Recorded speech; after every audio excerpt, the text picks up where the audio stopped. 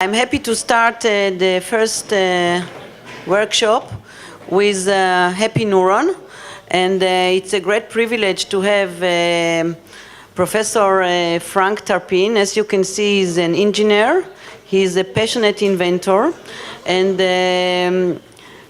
I think that the best encounter I had with him, that when I played the neuro games with HAPPYNeuron, I saw Franck in front of me, and he was already playing the games and thinking, so I felt like going back to childhood.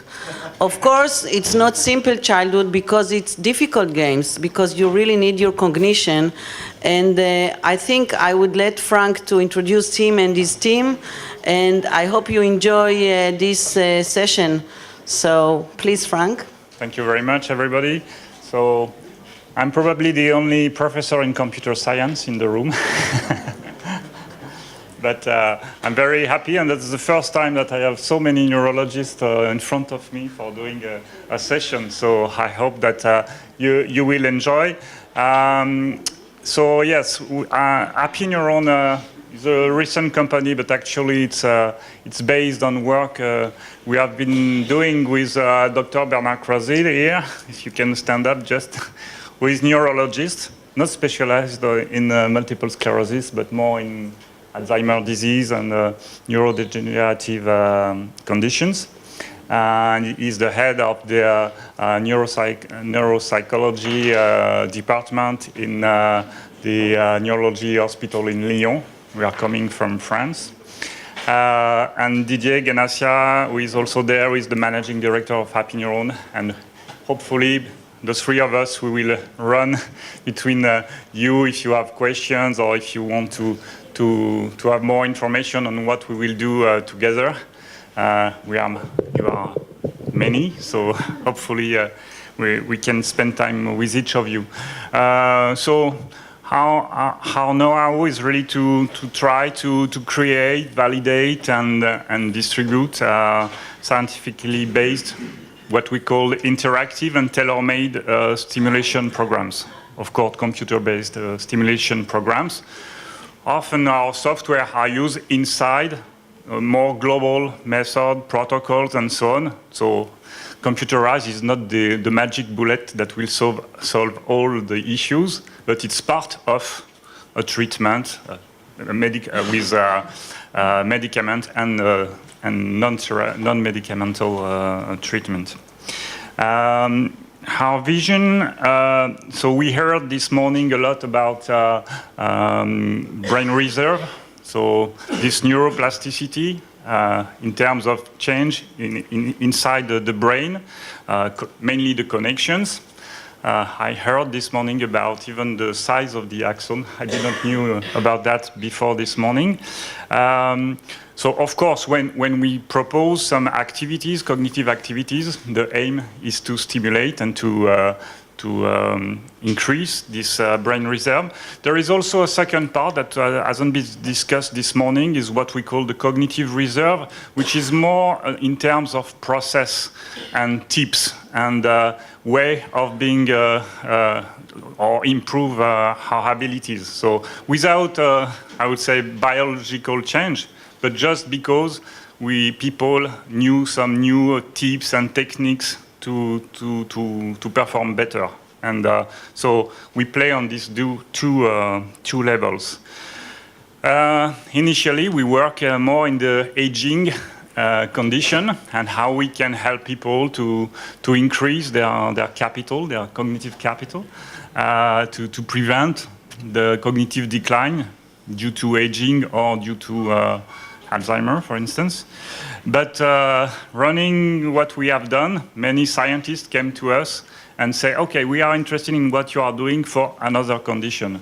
And at the end of the day, we see that most of our knowledge, assets and so on, can be used in a way, with different way of using them, for almost all the conditions that are impacting the cognitive behavior. So before working on multiple sclerosis, we have been working a lot in psychiatry, for schizophrenia, for depression. So we have works and publications since 10 years in this area. And multiple sclerosis is more recent for us, thanks to our collaboration with Professor Archiron, and that's what I will introduce to you today. Probably you know that in the area of brain training or cognitive training, one of the main questions is also how does it transfer to real life, to daily life activities? So there is sometimes some controversy between, okay, are we just improving inside the task or can we transfer? Our really strong belief is that if we want to transfer, it requires some specific ideas and design and way of using so specific ingredients.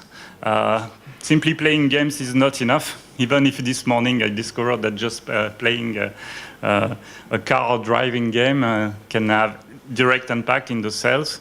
But if you want to have daily life improvements, we need more, and I will try to tell you a little bit more about that. So, of course, we have our own scientific committee and people working with us, led by Bernard, but also a lot of partnership with university in North America or in Europe. Not yet a lot in Asia. Actually, we can work on almost all the facets of cognition. So coming from attentions, memory, visuospatial abilities, executive functioning, language, and so on.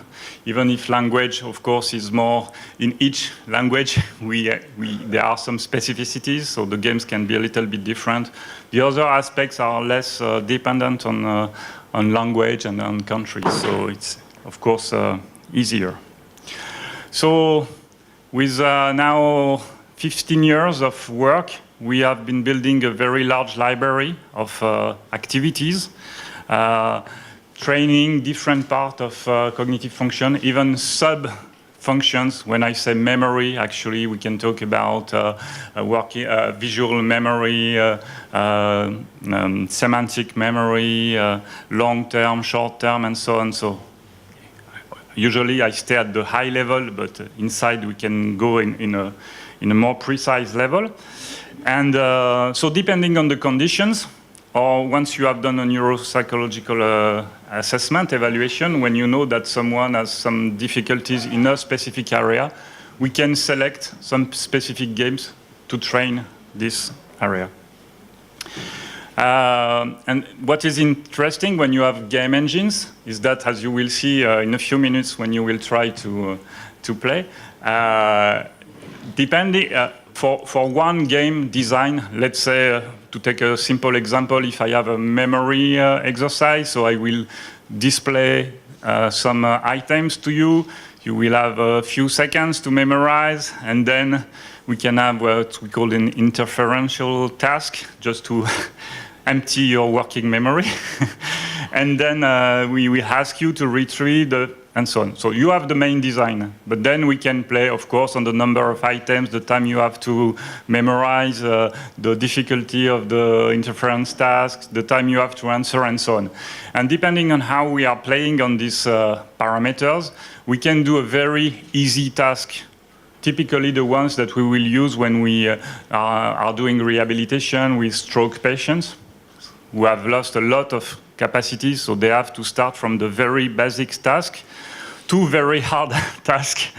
And hopefully we won't move the cursor so far, so you are not afraid by the task. But it generates a large range of difficulties. And depending on the population, on the conditions, and so on, we can adjust. If we are training elderly people, for instance, usually we do not push the time pressure. Just have time to answer, the focus on accuracy. If we are training young people, then often we try to push a little bit the time pressure, because the goal is to be able to work. And if you need to work, you need to have a processing speed that is good enough. So that's the main idea. And of course, behind each game, we have a lot of data so that you can train. The main difference after this workshop, you will move in the other room where it's when they are talking about assessment. The purpose is really different. When you are talking about assessment, you need to have a very pure condition without biases, so that what you are measuring is really what you are wanting to measure, and so on. So very repetitive, sometimes boring, but that's not a problem because you are doing it once. When you are training, the goal is that you like it and you can do it several times. And so it generates different constraints. So when we are preparing, I would say, a difficulty level scale from easy level to hard level. That's what we will design with the expert of the field. But then for each individual, the perception can be different. If you are strong in memory, hard level seems easy to you. But when you are doing the logic exercise, then even the easy level seems difficult to you. So we need to adapt dynamically the difficulty of the task depending on the results of the people. So we have a basic adaptation based on the consolidation of all the data that we are collecting. Through internet today we have collected about 180 million results points. So we can really say that if you are a woman of 63 playing this game at this level, you should be in this range of performance. If you are above or in this range, then you can move to a harder level. If you are under this area, we should reduce the difficulty level so that you succeed, because that's always the point. When you are training, the difficulty is to be in the right. That's what we call the limit of the, I don't know if you can see these little squares, what we call the limit of the comfort zone. That is, if it's too easy, it's not interesting. If it's too hard, you will abandon. So that's really a challenge to try to put you in a nice area where you will improve. The interest also of digital in comparison with other approach of cognitive remediation. There are a lot of ways of doing cognitive remediation or stimulation. It's the fact that we can increase the intensity of the training, because if you have to go to the hospital each time to train, you will go once a week or something like that. And it's hard to go to 2, 3, 4 times per week. And we know that generally all the studies that I can read about the topic is generally considered you should train 3 to 4 times a week, between 30 and 40 minutes, so that you can see an effect. So thanks to digital, we can, for instance, push emails so that here is the training session of the day, train, and then you can compile the data and give access to the practitioner to the results. And so if I try to summarize the main ingredients that are according to us, very important for having an efficient cognitive remediation program, of course, is to have an easy access to the technology, so some good ergonomics and intuitive usage. This notion of large difficulty scales, so that we can work in the limit of the comfort zone. Something very important is to have a large variety of activities. Otherwise, we will have the effect of just improving in the task and not being able to transfer. So the idea is to have exercises that are different, but that are relying on the same cognitive basic functions and techniques, so that you can see that if you are improving in one game, then you can also improve in another task. And by I would say like a transferability, you can improve also on your side. Try to provide also some didactic content, some explanation, and linked between the real life and task that could seem a little bit abstract sometimes. So it's important to do that. And of course, the last point is to be able to monitor what you are doing, so that you can see if you are progressing, if you are doing well or not, and so on. And of course, there is a key role for the therapist to be able also to reinforce this transfer, because a key notion to have this transfer is to have what we call metacognition. So a knowledge about how you are behaving. so that you can take a step back and say, okay, why did I did well? Why did I fail? Should I change something? And time after time, being able to improve because you think about the way you are operating. Okay. As I said, we are working with a lot of university. Our policy in the company, probably because I am myself coming from the university, is that we are not funding studies. So we are working with university, they are using our tools. If they have results, they publish. If they have not results, they publish also.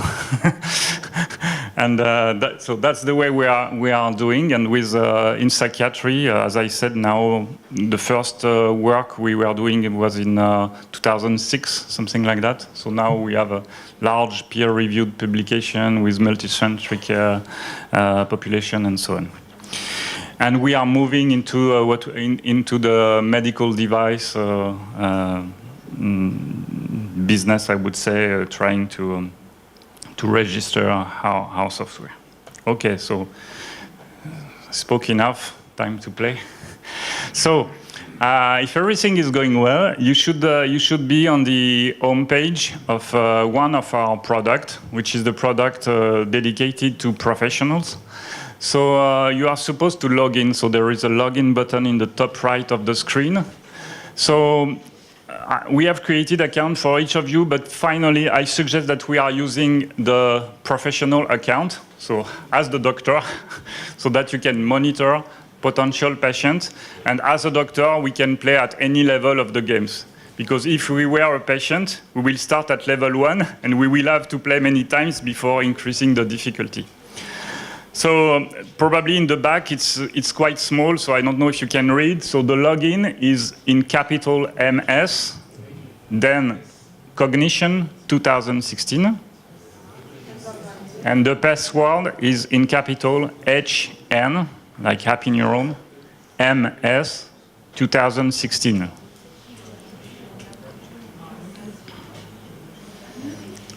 Are you in?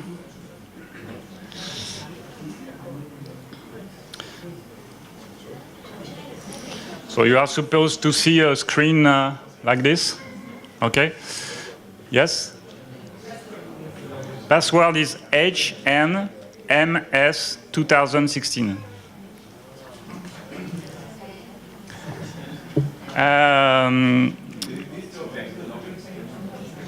The login page was, no, you put on login on the top of the right, and then once you are logged, you should see this screen. Password HNMS 2016 in capital. So as a doctor, when you are on your home page, you can see the overall activity of your patients. That's just a way to see if someone is not, you know, it's like with drugs. The question of adherence is key. So if someone is not training, then you can see that why I do not see him training. Should I send him something or talk to him? And so I won't describe you all the features, how you can manage users and so on. That's not the purpose of the workshop. So then you should go in the exercise tab. And in this tab, you will find, currently you will find 10 games. These are the games that we have selected with Professor Tarpin-Bernard about the main cognitive functions that are impaired in multiple sclerosis. So as we heard this morning, executive function, visual and visual spatial function and so on. So that's why we have selected this list. At the end of the workshop, I will show you and give you access to the comprehensive program. So if you want to test other functions, it's possible. So what I would suggest to start to introduce the game design is to launch one game called Sleight of Hands. So you can click on try.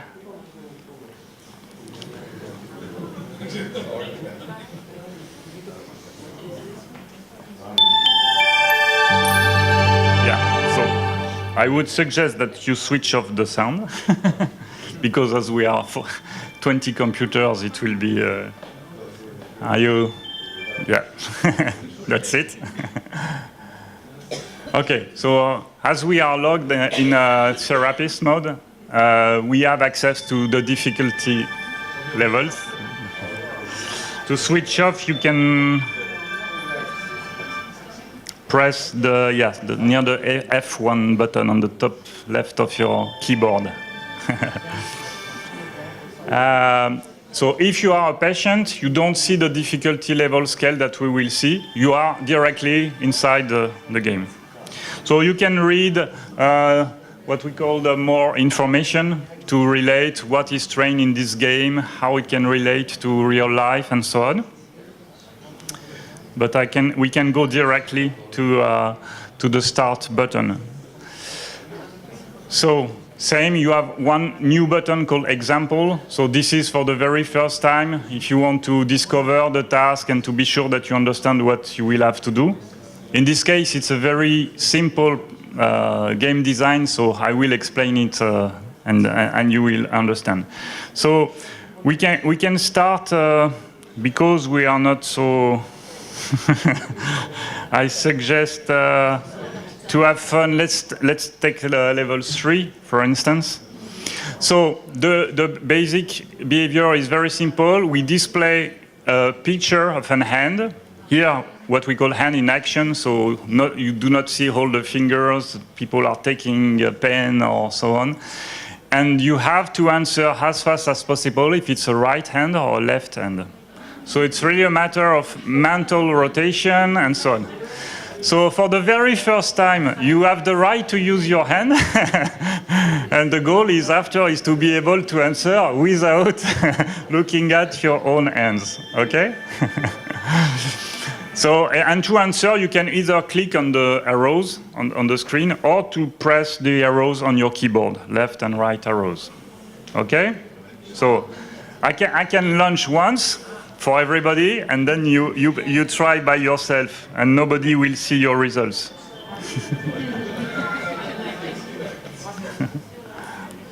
Okay? Here it is. So, is it a right hand or a left hand? Right.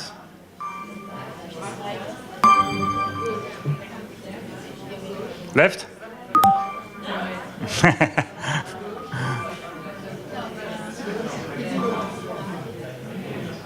Left. Left.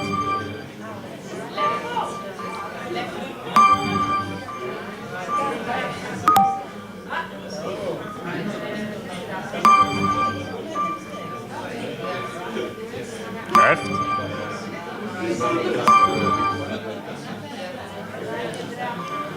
Left.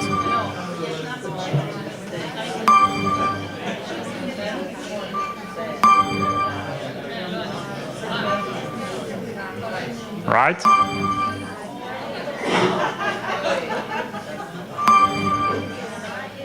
There it is. So at the end, you will have, in almost all the games, you will always have access to an accuracy score, which is supposed to be high, because as we are adapting the difficulty level, the goal is to succeed. And then you have the response. Is very important and interesting. That's the difficulty of when people are playing. It's the difficulty to get the active training program. So I asked to her, why did you choose us? And she answered the response time. Because actually, when people have some impairments and disorders, that's where you will see something talk correctly. The question is how long it will take for them to answer correctly. So that's a very interesting notion. So I suggest a little bit more happy to. So here, as we didn't said 100%, so if you are a little bit more courageous, you can try the next level, where we talk about mirrored images. So you will answer right. Okay? So there is an extra step. So you have to not to be too.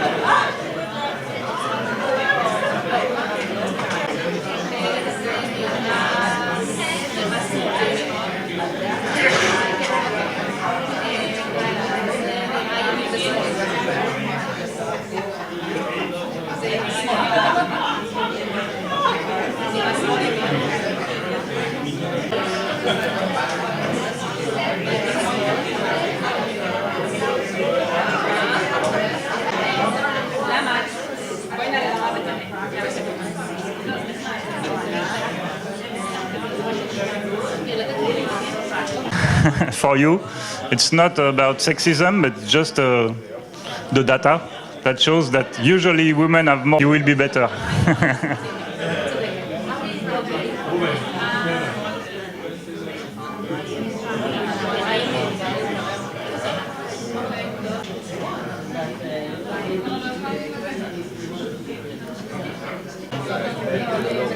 So perhaps a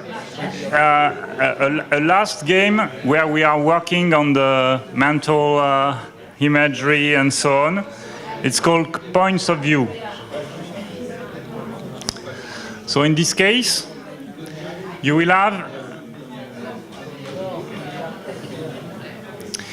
So there are two different modes. You can see what do you see or where are you.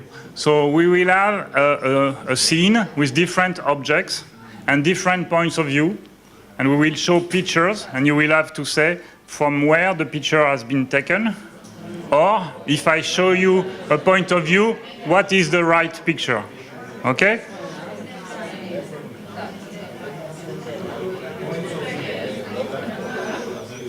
So here, on the top right, we have a scene with a point of view, and they ask us what will be the right picture. In this case, it's this. So this one or this one, it's this one. So once you have chosen, you click on submit.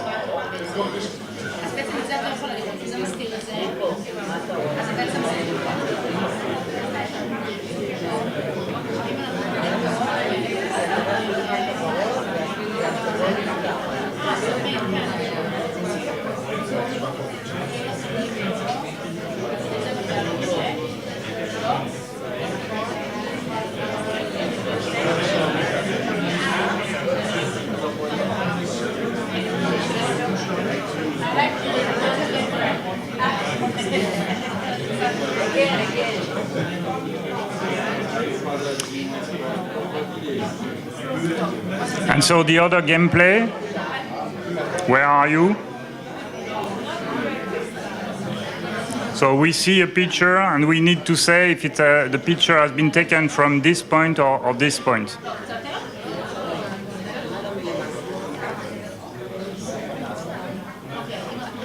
And so on. See some people smiling and others discussing.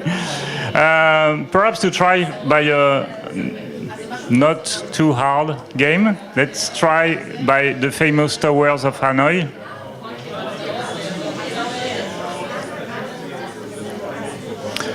So you probably know the game? No? Okay. So in Tower of Hanoi, sorry, here is, so you have 3 stems with rings of different sizes. And the goal is to start from a starting position and to build the final position on the top right of the screen. So here to build the tower on the third stem. But there is one rule. You cannot put a bigger ring on a smaller one.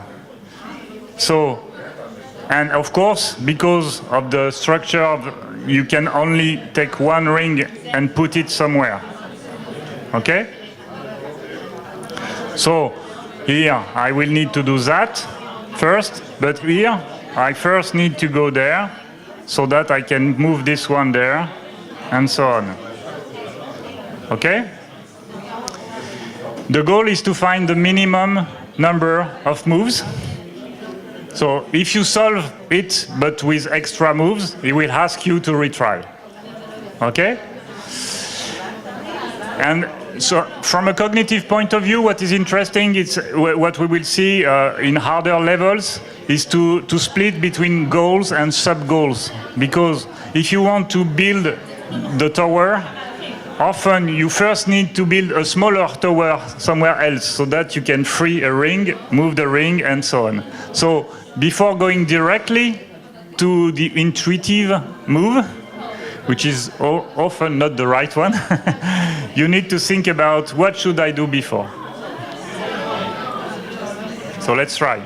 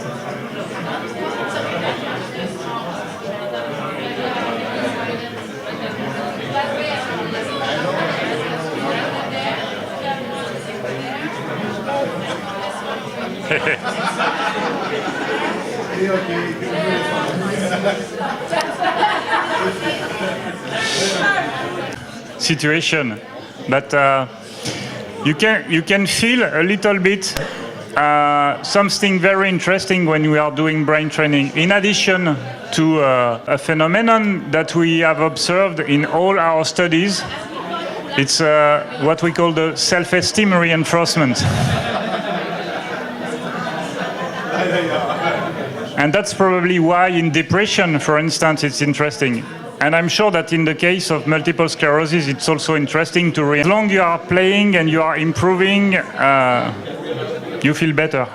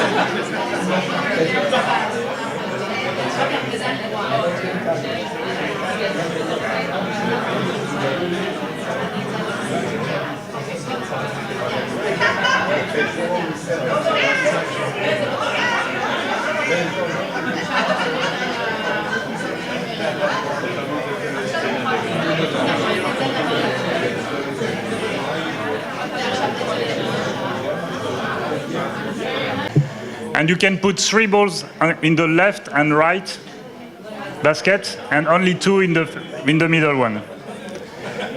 And at the difference with Hanoi, where you were moving, this time you need to do all in your mind.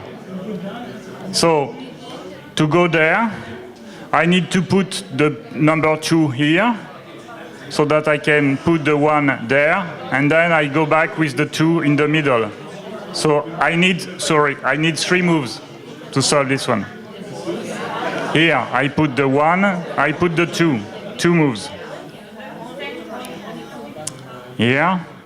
I will have to put 1 in the middle, so that I can put 3 on the left, and then 1 on the left. So 3 moves.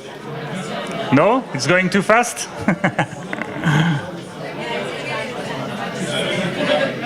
From this position to this one, I need to put this here, so that I can put the 3 there, and then I will take the 1 and put it.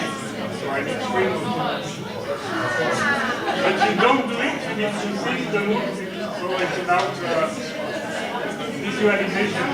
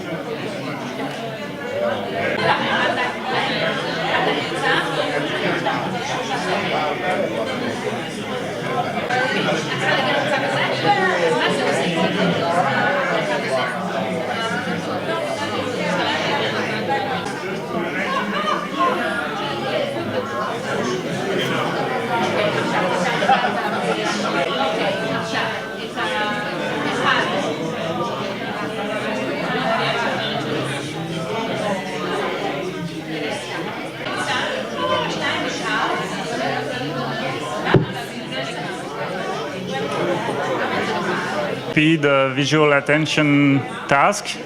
So I suggest that you play with a private eye.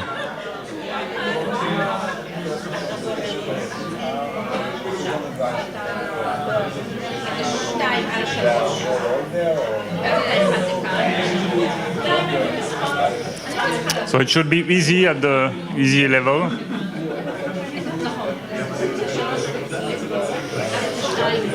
So we show you a symbol and then a grid, and you have to retrieve as fast as possible the symbol inside the grid.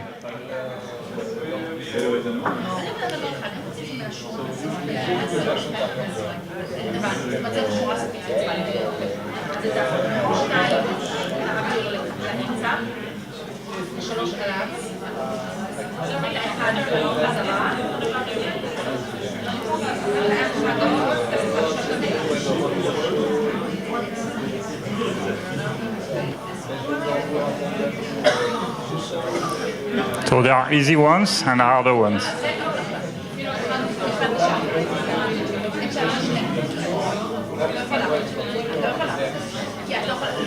So typically these kind of games, it's also nice to play with an iPad or an Android tablet, because the leg is missing.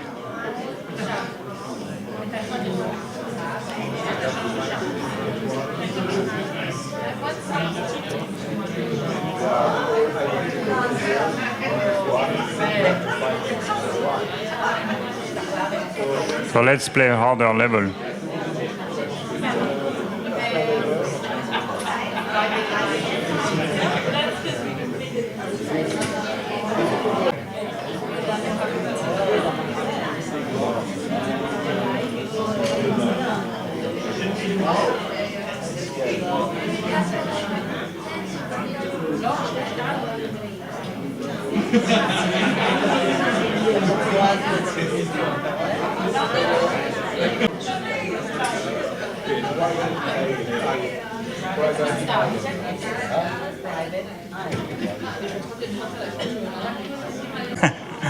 So just to give you an extra intent, of course, every data are stored.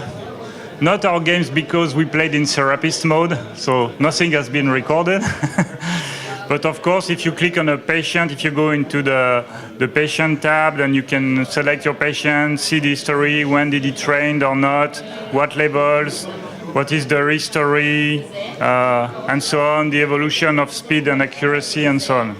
So and you can play again the same level. Then if you did a session last time and you want to do the same session, you can replay the same session.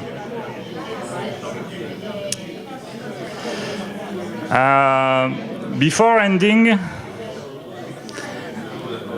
so here we discovered the program we did about multiple sclerosis. So a small selection of what is possible. But because you are a neurologist, you are probably interested in the larger things. So in the exercises list, instead of selecting multiple sclerosis, you can select rehabilitation program.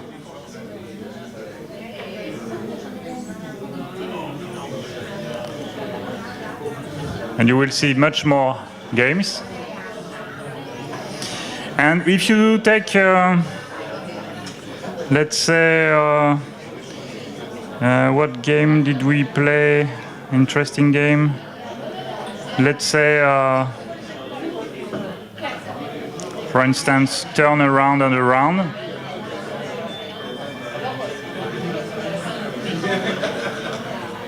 In addition to the difficulty slider, you have an advanced settings when you can select exactly the configuration you want to play.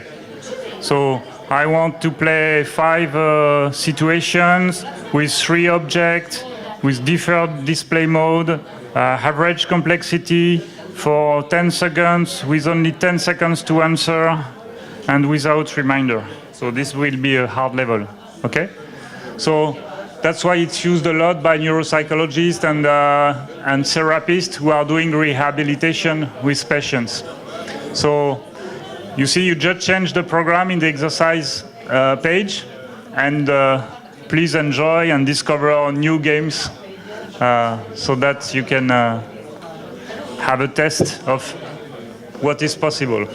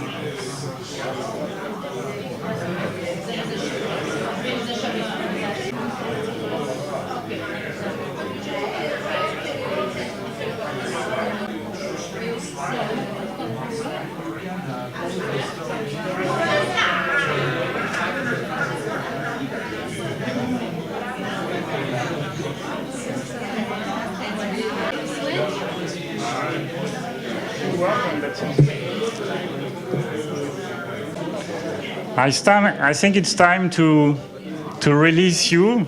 Of course, you're welcome to continue to play. We will be very happy to give you access, at least 1 month free, to give you so that you can discover or show the program to your teams and think about what should be done. And of course, we can share about my own experience and our clients' experience of what they are doing, how they are operating that, and so on. So just before leaving, we are there for the 2 days, so we can just give me an email address and so on, or we have some brochure, and we will send you access. So feel free to ask, and I hope that you enjoyed the session. Thank you very much.